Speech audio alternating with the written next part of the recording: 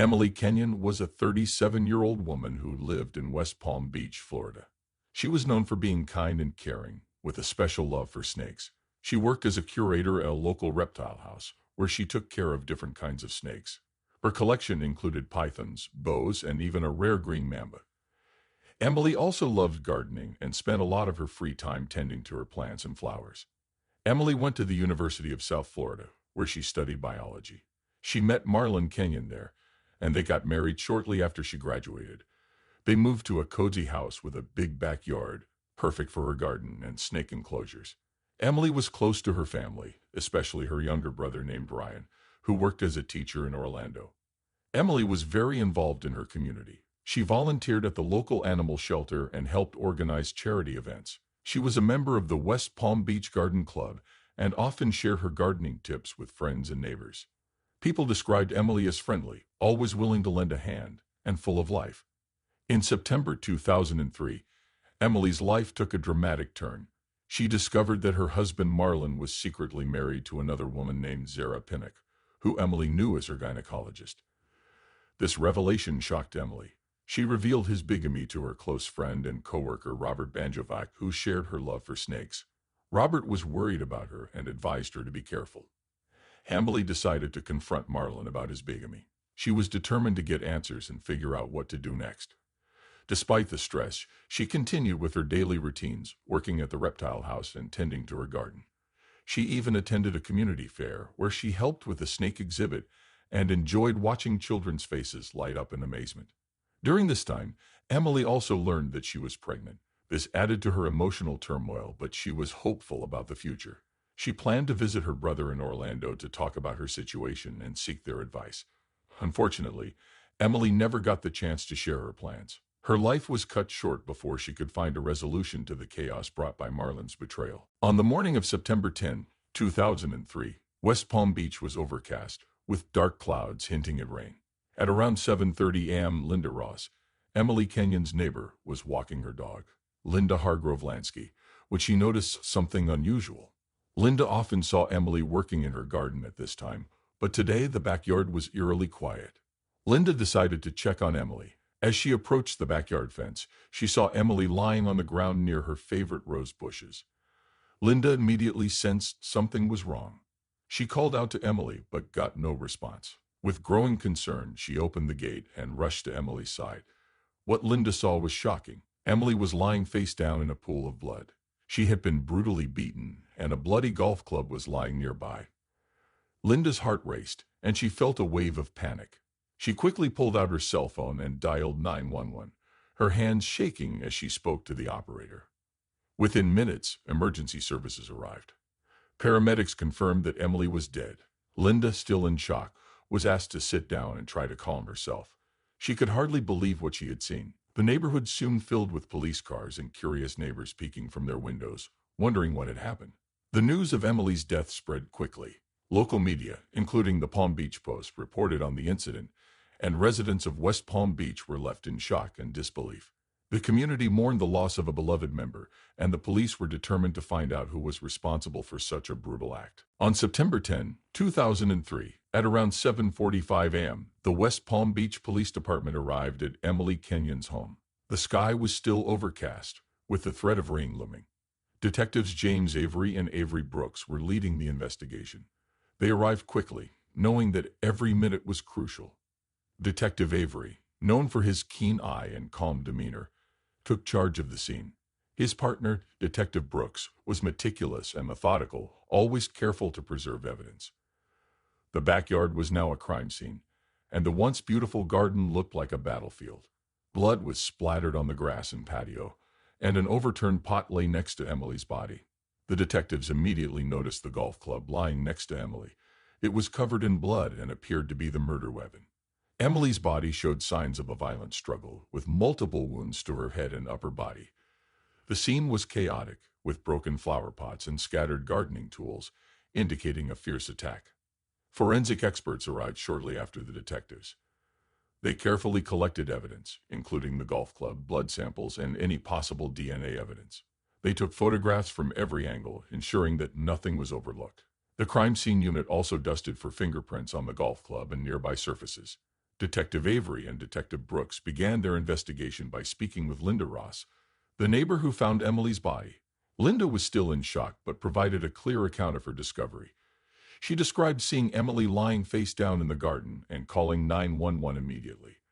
Her statement was detailed and consistent, helping the detectives piece together the initial timeline. As the investigation continued, the detectives canvassed the neighborhood. They interviewed other neighbors, asking if they had seen or heard anything unusual that morning. Some neighbors reported hearing a loud argument late the previous night, but no one had seen anyone enter or leave the Kenyon property. Inside the house, detectives looked for further clues. They searched for signs of forced entry but found none, suggesting that Emily might have known her attacker. They also checked for any personal items that might be missing or disturbed. Emily's purse and cell phone were still in the house, ruling out robbery as a motive. Detectives Avery and Brooks knew they had to act fast. The evidence pointed to a personal motive, and they were determined to find out who had committed this brutal crime. They reviewed the evidence and prepared to question the people closest to Emily, starting with her husband, Marlon Kenyon. The first suspect in Emily Kenyon's murder was her husband, Marlon Kenyon. At 35 years old, Marlon seemed to have a perfect life. He worked as a successful financial advisor in West Palm Beach and was known for his charm and good looks. However, Marlon was hiding a dark secret. Marlon lived a double life.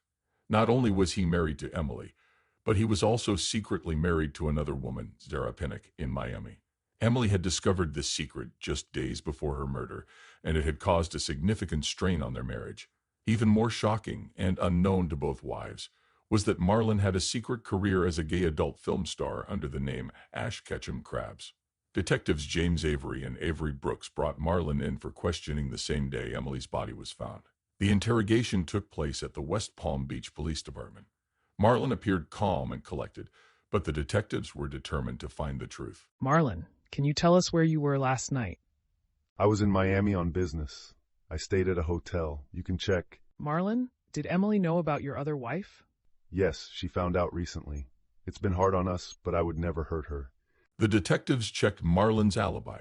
He claimed to be at the Hilton Miami downtown, a well-known hotel, and records showed he had indeed checked in. However, the timeline was still suspicious. Marlon could have driven back to West Palm Beach, committed the crime, and returned to Miami. Despite his calm demeanor and alibi, Marlon's double life provided a strong motive. Emily's discovery threatened to expose him, and he had a lot to lose. The detectives found Marlon's calmness unsettling. It seemed almost too perfect, as if he had rehearsed his answers. They continued to question him about his whereabouts, his relationship with Emily, and his secret life. Marlon maintained his innocence, insisting that he loved Emily and would never harm her. The detectives knew they needed more evidence to prove his guilt. Marlon was released but remained under surveillance. Detectives Avery and Brooks continued to dig into his background, hoping to find something that would link him to the crime. They interviewed his coworkers, checked his financial records, and even spoke to his second wife, Sarah, who was also in shock over the revelations. The case against Marlon was building, but the detectives needed a smoking gun. They hoped that the ongoing investigation would uncover the evidence they needed to bring justice for Emily. The second suspect in Emily Kenyon's murder was Zara Pinnock, Marlon Kenyon's other wife. Zara, a 30-year-old gynecologist, was known for her dedication to her patients at a Miami clinic. She was compassionate, hardworking, and well-respected in her field. Unbeknownst to her, she was part of Marlon's secret double life. When detectives James Avery and Avery Brooks contacted Zara on September 12, 2003, she was shocked to learn about Emily's murder and Marlon's deception. She had no idea Marlon was married to another woman. The detectives drove to Miami to speak with Zara at her clinic. Zara welcomed the detectives into her office, looking pale and distressed. Zara's genuine reaction and cooperation made it clear she was as much a victim of Marlon's deceit as Emily had been. She provided the detectives with Marlon's schedule and any details she could remember about his behavior over the past few weeks. Despite her shock and sadness, Zara remained composed. She explained that she last saw Marlon on the evening of September 9. He left their home, saying he had a business trip in Miami. Zara had no reason to doubt him, but now she felt a deep sense of betrayal. The detectives asked Zara if she had any reason to believe Marlon might harm Emily. "No, I never imagined he was capable of something like this," Zara replied. "He was always so caring and attentive. But now, I don't know what to believe." After the interview, detectives Avery and Brooks reviewed Zara's statements and alibi. They verified that she was indeed at work the night of Emily's murder, making it impossible for her to have committed the crime. However, her testimony provided valuable insight into Marlon's character and possible motives. Zara's heartbreak and anger at Marlon's betrayal were evident. She cooperated fully with the investigation, eager to see justice served for Emily. The detectives thanked her for her time and promised to keep her informed as the case progressed. With Zara cleared as a suspect, the focus returned to Marlon. The detectives felt they were closing in on the truth, but they needed more evidence to make their case airtight. They'd hoped that further investigation would reveal the final pieces of the puzzle. On September 15, 2003, 5 days after Emily Kenyon's murder, new evidence emerged. The weather that morning was sunny, with a light breeze, offering a brief respite from the recent gloom.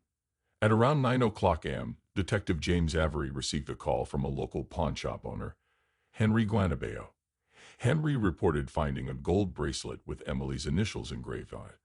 Detectives Avery and Avery Brooks quickly drove to Turner's Pawnshop, located on Clematis Street, a well-known shopping area in West Palm Beach. The shop was small but filled with various items, from old guitars to vintage jewelry. Henry handed the bracelet to Detective Avery, explaining that a man had tried to sell it 2 days ago. The detectives examined the bracelet, recognizing it immediately as one Emily often wore. Henry provided a description of the man, which closely matched Emily's close friend and co-worker Robert Banjovac. The detectives knew they were onto something significant. They thanked Henry and took the bracelet back to the police station for further analysis. At the station, forensic experts confirmed that the bracelet belonged to Emily. They also found fingerprints on it that matched Robert's. The detectives felt they were getting closer to solving the case. Later that day, the detectives reviewed surveillance footage from nearby businesses around the pawnshop. They found clear images of Robert entering the shop, wearing a baseball cap and sunglasses. This footage provided a crucial link between Robert and the stolen bracelet. Detective Avery and Detective Brooks discussed their next steps. They decided to bring Robert in for a round of questioning. The new evidence was compelling, and they'd hoped it would pressure Robert into confessing. The third suspect in Emily Kenyon's murder was Robert Banjovac, a 49-year-old close friend and colleague of Emily's in the snake collecting community. Robert was known for his passion for reptiles and his deep, unrequited love for Emily.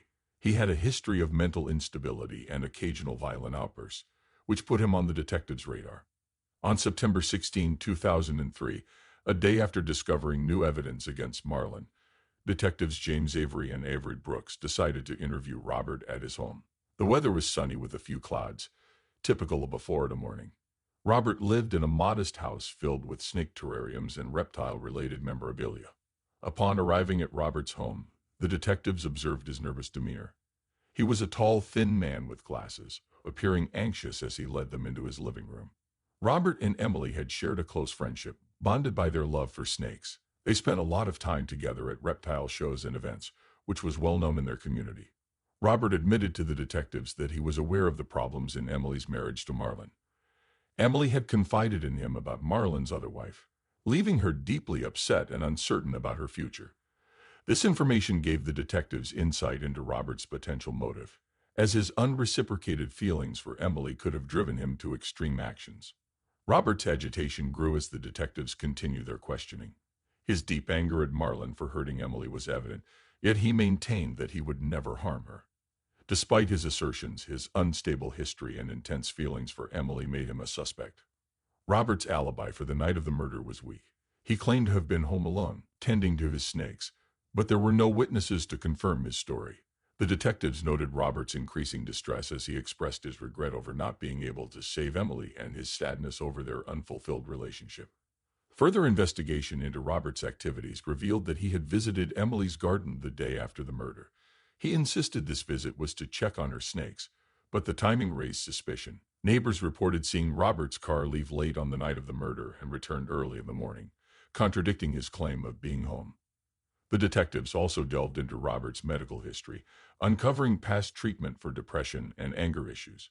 His troubled past, combined with his intense feelings for Emily, painted a picture of a man who could potentially commit a crime of passion. Despite Robert's emotional state and suspicious behavior, the detectives needed more concrete evidence to determine his involvement in Emily's murder.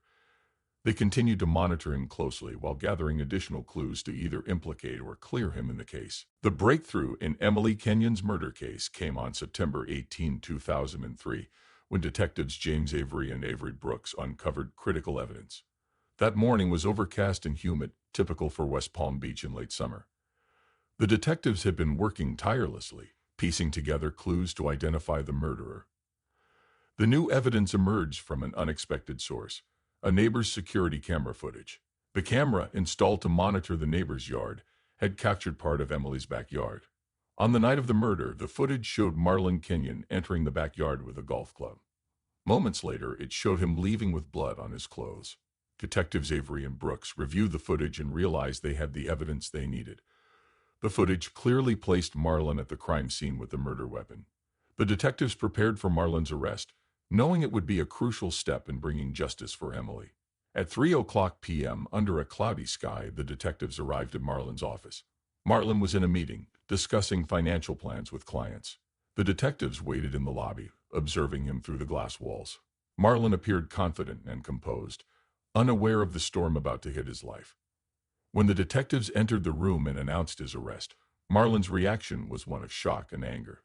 He protested loudly, taking off all his clothes and insisting on his innocence. The detectives handcuffed him and read him his rights as his colleagues watched in stunned silence. Marlon's calm facade had finally shattered in spectacular fashion. Marlon was taken to the West Palm Beach Police Department for booking. During the interrogation, he continued to deny any involvement in Emily's murder. However, the evidence against him was overwhelming. The fingerprints and now the security footage painted a damning picture of Marlon's guilt. As Marlon awaited trial, the community grappled with the shocking revelations. Emily had been a beloved member of the community, and her murder left a void in many lives. The arrest of her husband, a man who had seemed so charming and trustworthy, was a harsh reminder of the hidden darkness that can lurk beneath the surface. Marlon Kenyon's trial for the murder of his wife, Emily Kenyon, began on December 1, 2004. The courthouse in West Palm Beach buzzed with media attention, drawing reporters from local news stations. The courtroom was filled with Emily's family, friends, and curious onlookers, all eager to see justice served. The prosecution was led by Carla Matthews, a 45-year-old seasoned attorney known for her relentless pursuit of justice. Matthews presented a strong case, starting with the shocking evidence: the security camera footage showing Marlon with a golf club, the blood-stained clothes, and the pawn bracelet with Emily's initials. She argued that Marlon's motive was to silence Emily after she discovered his double life and threatened to expose him. The defense attorney, Mike Travian, was a 50-year-old veteran lawyer with a reputation for defending difficult cases. Travian argued that Marlon was innocent, claiming the evidence was circumstantial and that Marlon loved Emily deeply. He suggested that someone else, possibly Robert Banjovac, could have committed the crime out of jealousy and anger. Throughout the trial, Emily's family watched with a mix of hope and grief. Her parents, sitting in the front row, clutched each other's hands tightly, while her sister wiped away tears. The testimony of Emily's friends and co-workers painted a picture of a kind, loving woman whose life was tragically cut short. On December 15, after 2 weeks of testimony and 3 days of deliberation, the jury reached a verdict. The courtroom was silent as the foreman stood up to read the decision. Marlon Kenyon was found guilty of first-degree murder. Gasps and whispers filled the room, followed by tears and hugs from Emily's family. Marlon was sentenced to life in prison without the possibility of parole. Emily's brother addressed the court, emphasizing the gravity of Marlon's betrayal and the impact on his family and the community. Marlon showed little emotion as he was led away in handcuffs, his once confident demeanor now replaced by a blank stare. The verdict and sentencing brought a sense of justice to Emily's family and friends. While the pain of losing her would never fully heal, they found solace in knowing that Marlon would pay for his crime. The community, too, felt a measure of relief, as the trial's conclusion marked the end of a dark chapter. After Marlon Kenyon was sentenced to life in prison without parole, the lives of those involved in Emily Kenyon's case slowly began to move forward. The trial, which had concluded in December 2004, left a lasting impact on everyone. Emily's family struggled to cope with her loss. Her parents found some comfort in their community and the support of friends. They started a scholarship fund in Emily's name at the University of South Florida, hoping to help aspiring snake lovers follow in her footsteps. Zara Pinnock, Marlon's second wife, faced a different kind of challenge. Shocked and heartbroken by Marlon's betrayal and crimes, she decided to leave West Palm Beach and move back to her hometown of Trenton, New Jersey. Robert Banjovac, Emily's close friend and colleague, struggled deeply with her death and his brief suspicion as a suspect. After the trial, Robert sought therapy to deal with his grief and mental health issues. Robert also continued to care for Emily's snakes, ensuring her legacy lived on through their well-being. Marlon Kenyon, now serving his life sentence, remained largely silent.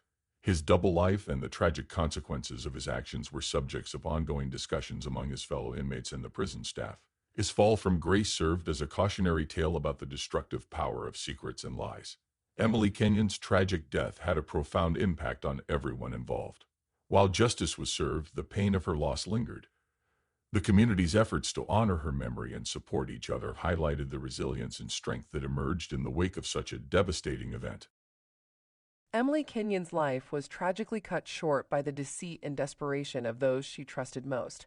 Her story serves as a stark reminder of the fragility of trust and the devastating consequences of betrayal.